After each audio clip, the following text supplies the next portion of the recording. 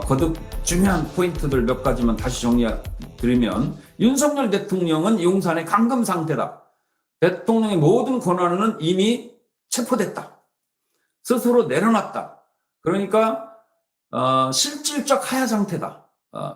법률적 하야 상태가 아니라 행정적, 심리적 하야 상태죠. 모든 권한을 이제 내려놨고 법률적 절차를 당과 내각, 정부에 위임했어요.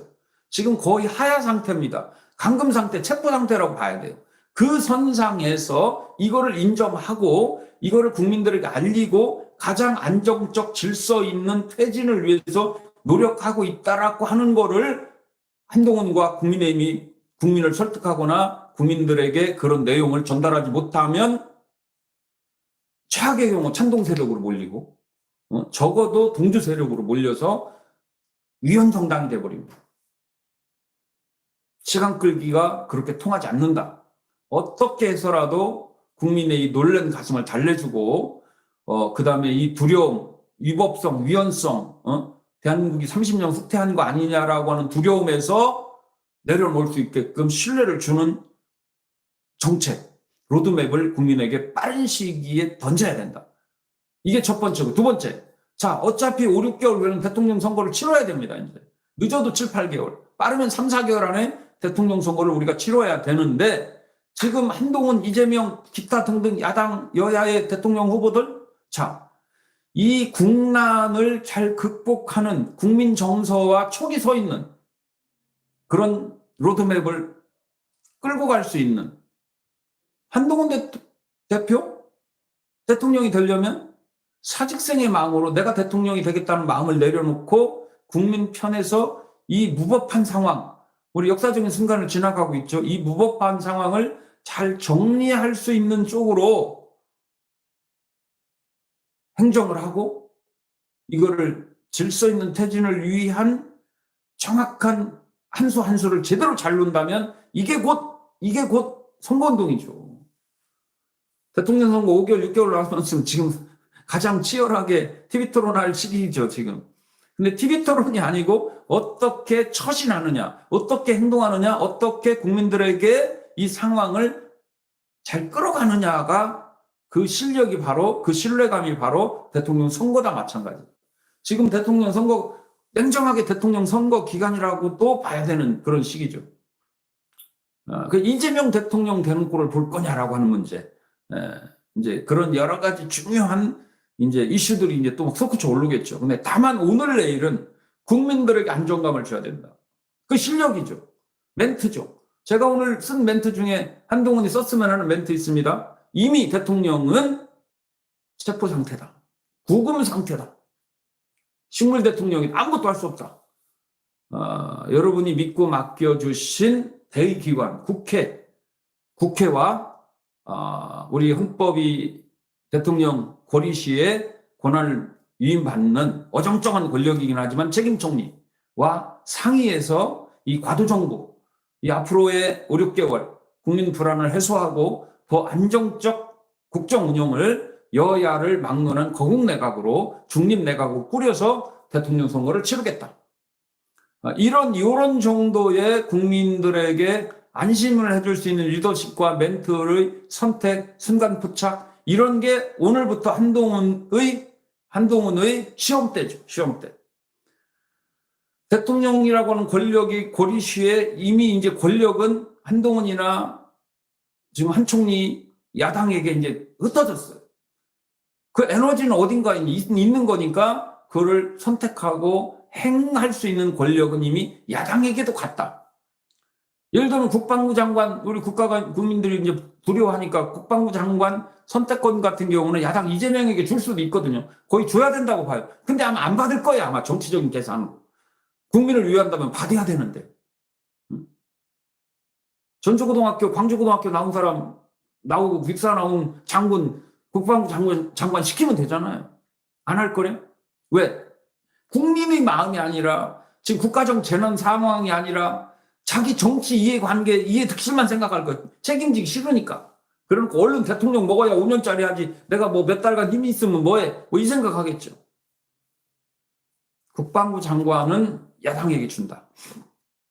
그다음에 총리는 거국 내각, 중립 내각을 야당과도 한동훈 대표와도 국회와 함께 하겠다. 과도정부니까 해봐야 몇 달이야. 해봐야 몇 달.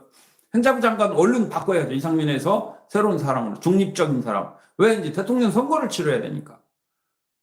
그래서 이런 부분을 투명하고 결심 결단 여기에는 이제 이런 국민의 안심할 만한 이런 이제 로드맵이 나오려면 내 걸 내려놔야죠. 한동훈이 선택입니다. 지금 현재 대한민국의 최고 권력자는 한동훈이라고 봐야죠. 대통령이 사실 구금 상태이기 때문에 국민의 권력에 의해서 구금 상태죠. 스스로 선언을 했고 그래서 지금 대한민국의 최고 권력자는 한동훈이라고 봐야 되는데 한동훈이 본인이 권력을 국민에게 내려놔야죠. 몇 개월짜리니까. 그래서 시기에 대한 선택 그리고 국민의 안심할 수 있는 내각, 중립, 거국 내각, 운영, 방안 이런 걸 다 던져야죠. 그러므로 해서 오해받고 있는 소통령을 하는 거 아니냐, 대통령 구금시켜놓고 자기가 하는 거 아니냐 이런 오해, 이런 황당 상식적이지 않은 지금 저 천하람 같은 친구, 젊은 친구 잘 봤더니 지금 그렇게 떠들고 있어요. 한동훈을 그렇게 매도하고 있어요 지금 천하람이가. 오늘 방송이 아침 방송에 벌써 천하람은 그렇게 떠들고 이준석 대통령 만들기 작업 들어간 거죠. 한동훈 매도 작업 들어간 거예요. 여기에서 한동훈이 반전의 카드. 국민 편에서 국민 입장에서 제대로 질러야 됩니다. 국민들 마음 시원시원하게. 그래서 지금부터 한동훈 입에서 나오는 멘트, 처신, 행동, 국가 운영 능력 이게 이제 대통령 선거다. TV 토론도 필요 없다 이번에는. 하는 행동 보면 안다. 얼마나 마음을 내려놓는지, 얼마나 국민 편인지, 헌법 수호정신이 있는지, 애국심이 있는지, 진실한 사람인지는 행동으로 보여줄 수밖에 없는 난국 상황, 난국. 스스로 선택을 해야 되는. 소통령이 대통령 될 수도 있는 실질적인 대통령의 권한을 위임받은 자가 돼버렸어요, 한동훈. 지금 책임 총리, 한 총리와 함께 대통령은 심리적, 정서적 체포 상태고, 구금 상태고, 지금 정치는 한동훈과 총리가 합니다, 이제. 그래서 이런 상황에 갔기 때문에 지금부터 이제 어떤 국회의원이 어떤 정치인이 국민 편에서 잘 행동하고 잘 멘트를 날리느냐에 따라서 새로운 스타가 나올 수도 있다. 새로운 스타. 네. 국민의 신뢰를 받을 수 있는 새로운 스타가 나올 수도 있다.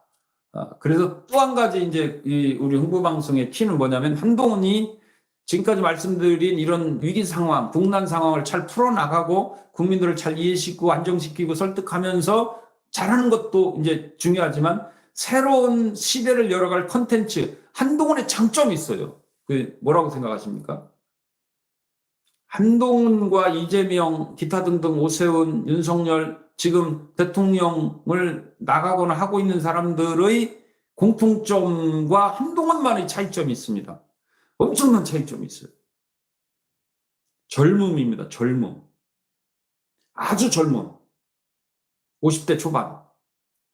70년대, 73년생. 60년대생이 아니에요. 386이 아니에요. 그 다음 세대. 그래서 한동훈은 중립내각, 거국내각 해야 되지만은 정부 여당 목은 전부 30, 40대로 장관 가는 거예요. 경쟁을 하더라도. 40대 장관. 순수한. 이번에도 어제 그 표결한 40대, 80년생이더라고요. 44살.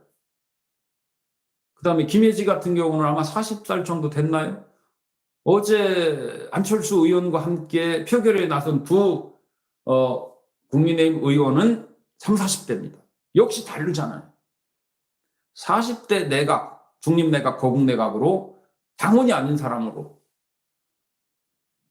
행정가 중에 혹은 경제인 중에 시민단체 중에 40대 장관 총리가 나와야 된다. 그래서 한 시대가 지나가고 새로운 시대가 온다. 제 다른 방송을 혹시 보시면요. 윤석열, 이재명은 저는 거의 같은 사람으로 봐요. 같은 시대에 태어나서 같은 정서, 권위주의적, 봉건주의적 조선의 역사에 영향을 받은 인격, 가치관, 사고방식, 군사정권 때 사춘기를 지나는. 그런데 70년대생만 해도요, 민주화 시대의 사춘기를 지났어요. 그리고 유치원 시절부터 외국 영화, 토요영화 명학장을 받고 가치관이 서구화되어 있고 민주화되어 있죠. 권위주의 시대에 왜 시집살이 독하게 한 며느리가 도둑한 시어머니 된다는 말이 있죠. 그런 시집살이를 안 해본 민주화 시대의 개념 자체, 생각 자체가 다른, 의식 자체가 다른 새로운 세대거든요. 그래서 대한민국 정치혁명은, 시대 정치는 저는 세대교체로 봅니다. 70년대, 80년대 생이 주류가 돼야 돼요. 근데 민주당도 못 해내고 있고, 국민의힘도 못 해내고 있고, 그런데 대선급, 당대표급의 40대 당대표가 나온 거예요, 한동안. 지금 이제 50대 초반이 됐습니다만, 막 50이 넘어갔죠. 40대 때 검찰총장 장관을 했죠. 막 50이 되면서 대한민국 여당 대표까지 했죠. 그래서 한동훈은 이러한 세대교체 콘텐츠로 공략을 해야 된다. 우리 국민들 비참하죠. 우리가 70년대로 돌아간 것 같은, 특히 보수 정치인들 같은 우울증에 빠질 정도로, 특히 광화문에 있는 할머니, 할아버지들 같은 경우는 가스라이팅을 당하셔가지고 지금 막 분노와 좌절과 막 이렇게 돼 있죠. 이거를 헤쳐나가는 첫 번째 국민들에게 가장 줄 수 있는 메시지, 시대 정신은 세대교체라고. 세대교체. 세대교체. 젊음으로 뒤덮어라. 젊음으로. 이제 한번 크게 바뀔 때가 왔다. 386이 30년을 해먹었어요. 지들은 30대 때부터 국회의원 됐잖아. 지금 나이가 한갑이 넘어갔어, 386이. 한갑이 넘어갔습니다. 이제 30대, 40대가 다시 시작하는, 세술은 세부대에 밭을 깊게 가는 혁명적 결단은 세대교체밖에 없다. 그래서 오늘 한동훈에게 주는 중요한 멘트는 세대교체를 하나 던지면서, 오늘 시간이 이제 제가 또 이제 교회 갈 시간이 돼서 오늘 방송은 제가 여기서 마치고, 흥부방송 구독, 좋아요 부탁드리고요. 흥부방송에서만 얘기가 되는 시각이 있습니다. 제 방송을 보시는 분들은 많이 느끼셨을 거예요. 제가 마지막으로 말씀드리는 부분은, 저는 계엄 터지기 며칠 전부터 이 상황을 예언한 사람입니다. 돌려보세요. 권선동, 정진석, 윤석열 앉으면 아마 국정이 술 파티일 거다. 이상하다 하는 행동이 다 술 취한 것 같다. 저는 이 방송을 막 했어요. 막 욕까지 섞어가면서 사실은 했죠. 그러고 이게 터진 거예요. 하는 행동이 이상하더라고. 도저히 상식적이지 않은 행동을 지속적으로 하는 거예요. 지속적으로. 저 정서적으로 문제 있다. 정신적으로 문제 있다. 내가 회의가 술 파티다. 내가 볼 땐 치맥 회동이다. 국무회의가 치맥 회동이다라고 주장을 했어요. 제가. 왜? 하는 행동이 너무 황당하니까. 술 취한 사람들 같아. 술 먹고 해도 저거보다 나을 것 같아요. 그렇게 권위주의적으로 분위기 보세요. 지금 지금 계엄 선포하는 날 국무회의에서 입 바른 소리 한마디 못하는 분위기, 그거 술 먹고 대장이 막 떠들면 내내하고 박수 쳐주고 앞에서 탬버린 치는 그런 분위기지. 그게 국무회의입니까? 그게. 나라가 망할 만한 심각한 상황에서 자결이라도 한다고 덤비고 안 된다고 해야지. 같이 해버려요? 계엄을? 미친 사람들 아니고서야? 그래서 이런 분위기가 그날 한 건으로 끝났겠느냐 이거예요. 한동훈 가족들 게시판 국힘 게시판 분들 그게 할 말이에요? 내가 한동훈이면 전화번호 주겠어, 김건희한테. 우리 아들 전화번호니까 가서 물어보라고. 했으면 없고 썼으면, 아니 그게 대한민국 정부, 대통령 오른팔 왼팔 5선 6선 대통령 비서실장 권선동이 이런 친구들이 TV에 나와서 떠들 일이에요? 한동훈 아들이 뭘 좀 썼다고 그게 떠들 일이에요? 그런 걸로 자기 종족 제거 지금 바빠요? 나라가 이렇게 심각한데? 도저히 상식적으로 이해 안 가는 거의 매드한 이 콘텐츠 세력이었기 때문에 제가 계엄 며칠 전부터 우리나라 큰일 났다. 내각회의가, 국무회의가 술파티 같다. 술 취는 사람들 같다. 미친 것 같다. 네, 이렇게까지 막 방송을 한 적이 있어요. 근데 터지잖아요. 그래서 촉이 있어서 냄새를 맡은 거죠. 흥부방송 구독, 좋아요 부탁드리고, 지금 상황도 제가 나름대로 오늘, 정리를 했습니다만은, 제가 오늘 방송한 대로, 기대한 대로 국민 편에서 역사 편에서 헌법 수호 정신으로 잘 해나가길 기대하면서 오늘 방송 여기서 마치겠습니다. 감사합니다.